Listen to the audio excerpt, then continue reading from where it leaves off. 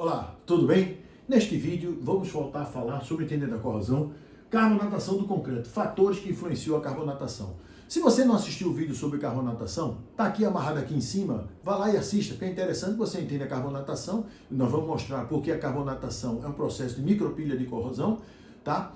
E você agora vai entender o que é que faz com que a gente incremente, aumente a carbonatação, quais são os fatores que aumentam a carbonatação do concreto, ok? Vamos lá. Fatores que aumentam a carbonatação. Condições ambientais. Altas concentrações de CO2 aumentam a chance de ataque ao concreto pela carbonatação. Óbvio, quanto mais CO2 você tem, aquela cidade tipo São Paulo, que tem muito CO2, muitos automóveis, muita coisa, você possibilita uma maior agressão do CO2 ao concreto. Esta influência é ainda maior para concreto com elevada relação ao água-cimento. Se você não viu o vídeo sobre relação ao água-cimento, dá uma olhadinha lá que você vai entender por que é maior, né, devido à porosidade. Segundo, temperatura. Quanto maior a temperatura do ambiente, maior o grau de agressividade relativo ao cobrimento do concreto. Estruturas em países equatoriais e tropicais deterioram mais que estruturas similares em países com clima temperado. Então você vê que a temperatura também modifica, ela facilita ou dificulta a carbonatação do concreto. Umidade relativa. Poros parcialmente preenchidos com água na superfície do concreto apresentam condições favoráveis. Então, se você tem uma grande umidade, você dificulta uma umidade muito alta, você dificulta a carbonatação, e uma umidade muito baixa. Qual é a umidade ótima?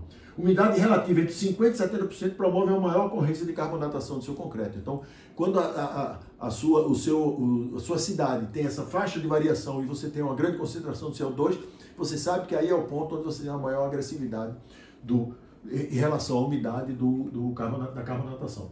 Poluição do ar. Gases ácidos presentes na atmosfera são dissolvidos pela água da chuva e precipitam sobre as estruturas de concreto. Isso contribui para a retenção de água, penetração por difusão e absorção capilar, neutralizando ou acidificando a superfície originalmente alcalina. Traço do concreto. Altas relações água-cimento resultam em concretos mais porosos, aumentando as chances de difusão de CO2 entre os poros, consequentemente maior intensidade de carbonatação. Fixando-se a consistência, a profundidade de carbonatação é menor para a relação cimento-agregado maior. Então, quando você tiver uma relação cimento-agregado maior, você tem uma profundidade de carbonatação menor, tá? Lançamento e adensamento. Concreto com baixa permeabilidade, bem adensado, dificulta a entrada de agentes agressivos. Não só o dióxido de carbono, como cloreto e demais, né? Correto posicionamento das armaduras, respeitando o cobrimento necessário exigido pela norma, retarda a carbonatação do concreto próximo à armadura. Óbvio, se você tem uma camada de cobrimento maior, você tem um tempo maior para que essa frente de carbonatação chegue até o aço da estrutura. E por fim, a cura, processo fundamental para realizar o efeito de carbonatação, pois afeta diretamente as condições de hidratação dos milímetros superficiais da estrutura. Então, quanto melhor a sua cura, melhor a qualidade daqueles milímetros iniciais do concreto que fazem a barreira para o dióxido de carbono. Quanto maior o tempo de cura, maior será o grau de hidratação do cimento e menor será a porosidade e permeabilidade do concreto, gerando menos carbonatação.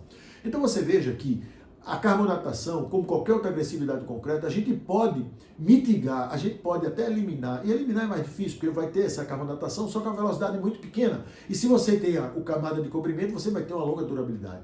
Então você veja que a execução da estrutura de concreto armado é muito importante, a gente tomar esses cuidados, você vê adensamento, lançamento, o traço do concreto, tudo isso vai contribuir para que a gente possa minimizar a agressividade do dióxido de carbono, ou do cloreto, do que quer que seja, né? Então, um concreto muito bem dosado, um concreto bem lançado, bem adensado, bem curado, tudo vai melhorar para que você tenha menos problema lá na frente, ou seja, você vai aumentar a vida útil do seu concreto, ok? Então, era isso que eu queria falar sobre o que é que contribui para a carbonatação do concreto. E no próximo vídeo nós vamos falar sobre o teste fenolftaleína, como fazer e o que ele indica, tá bom? Aguardo você lá. Forte abraço.